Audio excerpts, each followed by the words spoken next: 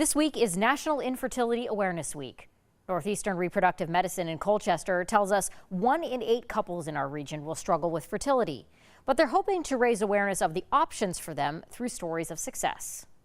We've been trying for 4.5 years. Walisha and Chris Georgie wanted to expand their family, but everything they tried wasn't working. Everybody's like, oh, just relax, or it'll come when it's supposed to, or things of that nature. And 4.5 years later, it didn't. Early on, our doctor told us, he's like, you're the problem.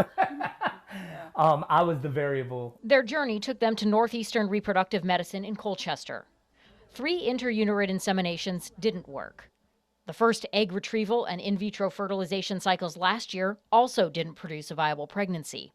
They tried IVF again this January, and now We're having a baby. They're expecting their first child together. It's amazing that we're, as a society, that we're able to do this. And, you know, I'm going to be 50 and a dad again. Northeastern Reproductive Medicine Practice Director Dr. Jennifer Brown says in the decade or so that they've been around, they've seen all kinds of families walk through their doors.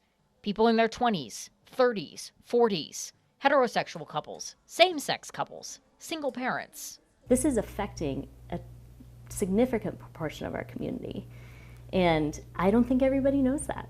Inside their clinic, they help those patients start families. A consultation and diagnostic workup allows them to know the status of the couple's eggs and sperm and make a plan. So this is a really fun room. This is where we do the egg retrievals and get the eggs out, and it was just Easter, so that's always a fun time of the year to do the egg retrievals. It's like we're on our own egg hunt. Eggs are passed through that small door to the lab in a temperature-stable test tube. Egg number 2. Then, an embryologist works to fertilize the egg with sperm on specialized microscopes, selecting the ones that are moving well and shaped normally. That looks good. Oh yeah, it's kind of curving around, swimming. That does look like a good one. Not the one going in circles. In this room, they'll also freeze eggs. Dr. Brown says they're seeing more demand as more people focus on their careers or meet partners later in life. And the options available to them are growing too. This is a super rapidly changing field.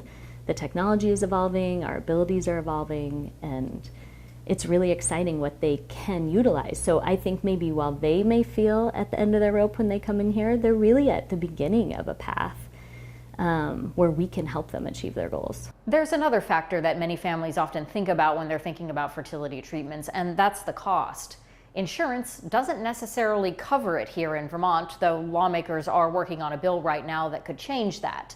However, the doctor tells me that the costs for treatment here are actually cheaper than some other places in the Northeast.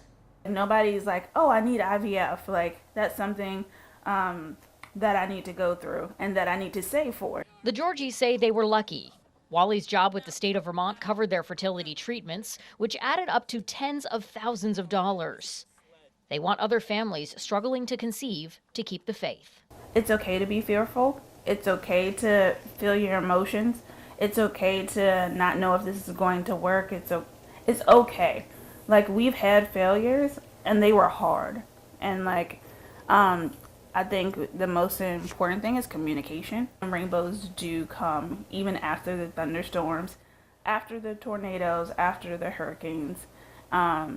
They do come. Northeastern Reproductive Medicine says there is financing for families whose insurance doesn't help them as much with the cost.